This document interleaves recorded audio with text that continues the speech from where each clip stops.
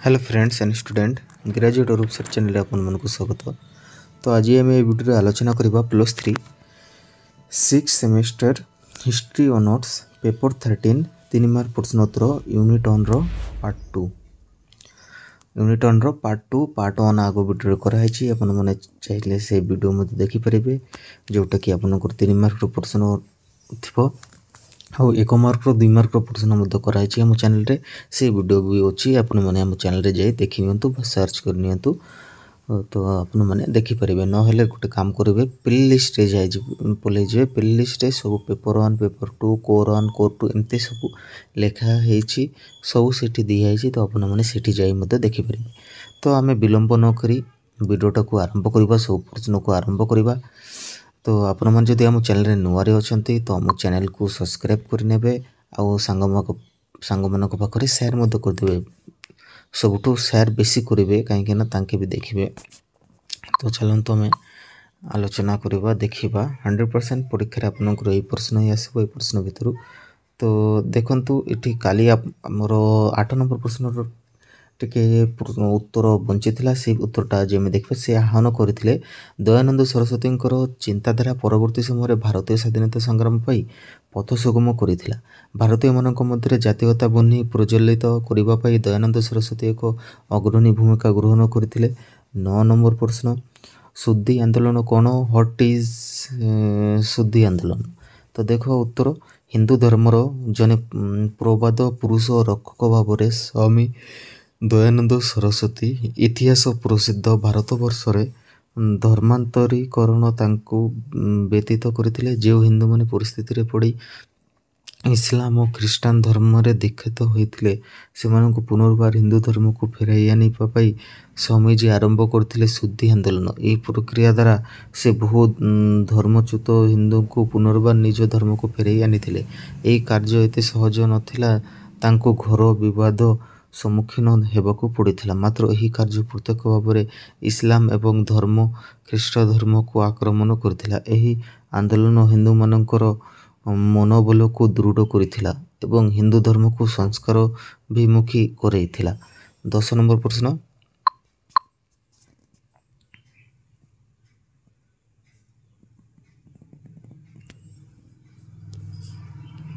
आर्य समाज बहुत important question. Arya Samaj देखो उत्तर स्वामी दयानंद सरस्वती प्राच्य शिक्षार प्रधान वार्ताबह भारतर गौरवमय अतीत को से नूतन रूपे सर्वसमक्षरे उत्थापित करथिले। सेही प्रबाद पुरुषों द्वारा 1875 मसीह प्रतिष्ठा होइथिला।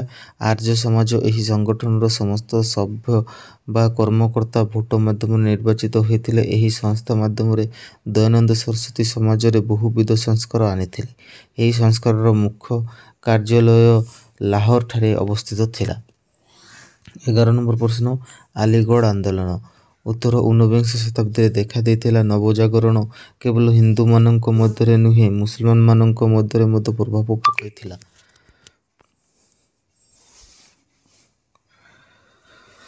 पाश्चात्य सभ्यता ठारू दूरेई रहुथबा मुसलमान मानक समाज रे परिवर्तन आनी पारे प्रयास करथिला। शाहवाली उल्ला तांकर अभावी आंदोलन माध्यम परवर्ती समय सभा अहमद खां मुसलमान समाज रे संस्कारवादी आंदोलन आनीथिले। यह आंदोलन अलीगढ़ आंदोलन नाम रे विख्यात अधोपतित एवं नीतिहीन मुसलमान समाज रो संस्कार आनिबा पई चेष्टा करथिले सैयद अहमद खां। 12 नंबर प्रश्न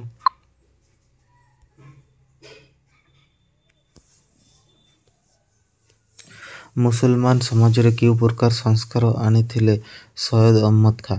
उत्तर 1817 ख्रीष्टाब्द जन्मग्रहण करथिले सैयद अहमद खां।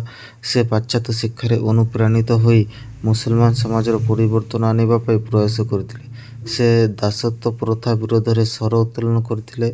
नारी शिक्षार मध्य प्रवक्ता थिले।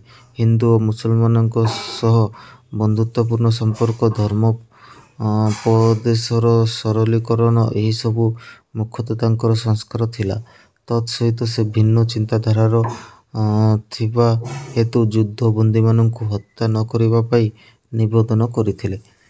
13 नंबर प्रश्न आंग्लो मोहम्मद ओरिएंटल कॉलेज ଉତ୍ତର ସୟଦ ଅନୁଭବ କରିଥିଲେ ଯେ ମୁସଲମାନ ସମାଜରେ ଶିକ୍ଷାର ଘୋର ଅଭାବ ରହିଛି। ମୁସଲମାନ ସମାଜରେ ଇଂରାଜୀ ଶିକ୍ଷାର ଉତ୍ଥାନର ଆବଶ୍ୟକତା ଅନୁଭବ କରିଥିଲେ ଏବଂ ଇଂରାଜୀ ଶିକ୍ଷାର ପ୍ରସାର ପାଇଁ ପ୍ରଯତ୍ନ କରିଥିଲେ। ସେ ନିଜେ ଇଂରାଜୀ ଭାଷାରେ ବିଦ୍ୱାନ ନଥିଲେ, ତଥାପି ଇଂରାଜୀ ଭାଷା ମାଧ୍ୟମରେ ବିଜ୍ଞାନ ଅନୁମୋଦିତ ଉନ୍ନତ ଚିନ୍ତାଧାରାରେ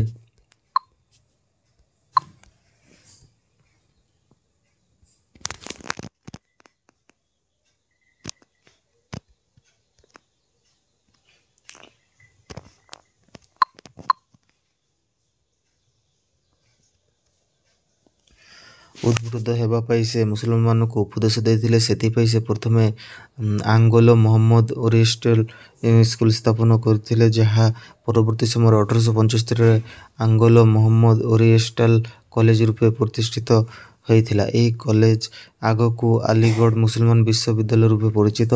14 ନମ୍ବର ପ୍ରଶ୍ନ, ଅହମ୍ମଦ ଖାଁର ମନୋଭାବ ହିନ୍ଦୁମାନଙ୍କ ପ୍ରତି କିପରି ଭାବରେ ପରିବର୍ତ୍ତିତ ହୋଇଥିଲା? ଉତ୍ତର, ସୟଦ ଅହମ୍ମଦ ଖାଁ ହିନ୍ଦୁ ମୁସଲମାନମାନଙ୍କ ମଧ୍ୟରେ ମିଳନ ଓ ବିକାଶ ଉପରେ ଗୁରୁତ୍ୱ ଦେଉଥିଲେ ଏବଂ ବିଶ୍ୱାସ ମଧ୍ୟ କରୁଥିଲେ। 1885 ମସିହା ବେଳକୁ ତାଙ୍କର ଏହି ଆଭିମୁଖ୍ୟରେ ପରିବର୍ତ୍ତନ ଘଟିଥିଲା। ସେ ଅନୁଭବ କରୁଥିଲେ ଯେ ହିନ୍ଦୁ ଏବଂ ମୁସଲମାନଙ୍କ ସ୍ୱାର୍ଥ ପରସ୍ପର ବିରୋଧୀ। ସେ ଭାରତୀୟ ମୁସଲମାନଙ୍କୁ ଏକ ସ୍ୱତନ୍ତ୍ର ପରିଚୟ ପ୍ରଦାନ କରିବା ପାଇଁ ବେଷ୍ଟିତ ହେଲେ ଏବଂ ଆଲିଗଡ଼ ଆନ୍ଦୋଳନ ମାଧ୍ୟମରେ ପ୍ରଚାର କରିଥିଲେ ଯେ ଭାରତରେ ହିନ୍ଦୁ ଏବଂ ମୁସଲମାନଙ୍କ ପାଇଁ ଦୁଇଟି ଦେଶ ରହିଛି। ଏହି ମନୋବୃତ୍ତିର ଫାଇଦା ଇଂରେଜମାନେ ଉଠାଇବା ସହ ସୟଦଙ୍କୁ ସମ୍ମାନସୂଚକ ସାର୍ ଉପାଧି ପ୍ରଦାନ କରିଥିଲେ, ତେଣୁ ସେ ସାର୍ ସୟଦ ଅହମ୍ମଦ ଖାଁ ରୂପେ ପରିଚିତ ହେଲେ। 15 ନମ୍ବର,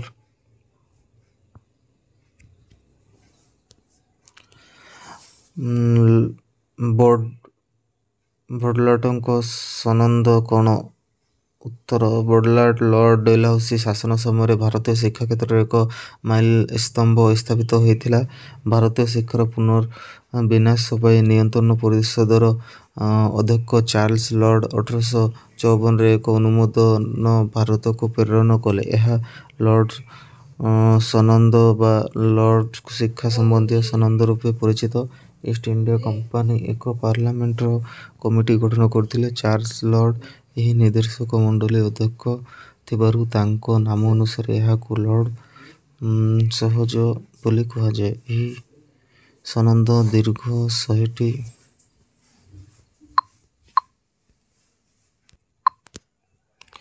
100ଟି ଅନୁଚ୍ଛେଦର ଏକ ଦୀର୍ଘ ବିବରଣୀ ଥିଲା। ଏହି ଅନୁଚ୍ଛେଦ 1854 ମସିହାରେ ଲର୍ଡ ଡେଲହାଉସି ଏହାକୁ ଭାରତରେ କାର୍ଯ୍ୟକାରୀ କରିଥିଲେ। 16 ନମ୍ବର ପ୍ରଶ୍ନ, ସଂସ୍କୃତିକରଣ କହିଲେ କ'ଣ ବୁଝ? ଏହାର ବୈଶିଷ୍ଟ୍ୟତା ପ୍ରତିପାଦନ କର।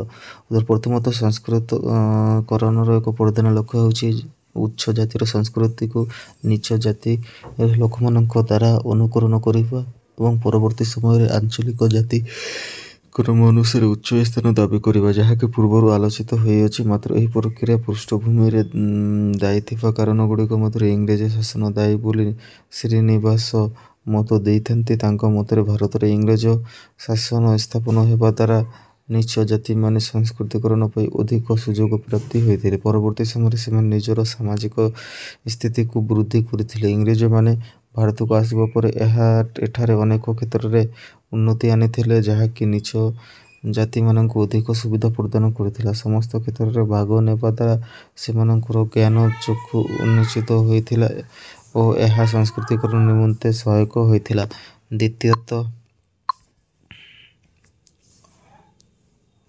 ଦ୍ୱିତୀୟତଃ, ଏକ ପ୍ରଭାବଶାଳୀ ଗୋଷ୍ଠୀର ଉପସ୍ଥିତି ମଧ୍ୟ ସଂସ୍କୃତିକରଣ ଗୁଣାତ୍ମକ ଅଟେ, କାରଣ ବହୁ ବୃଦ୍ଧି ଗୋଷ୍ଠୀ ଭାରତୀୟ ସମାଜରେ ଏକ ପ୍ରଭାବଶାଳୀ ଜାତି କେବଳ ଅନ୍ୟ ଜାତିମାନଙ୍କର ଅଭିଭାବକ କରିଥାଏ ତାହା ନୁହେଁ, ବରଂ ନୀଚ ଜାତିର ଲୋକମାନଙ୍କୁ ମଧ୍ୟ ପ୍ରଭାବଶାଳୀ ଜାତିମାନଙ୍କର ଜୀବନଶୈଳୀକୁ ଅନୁସରଣ କରିବା ପାଇଁ ସେମାନଙ୍କ ମନରେ ଆକାଙ୍କ୍ଷା ସୃଷ୍ଟି କରେ।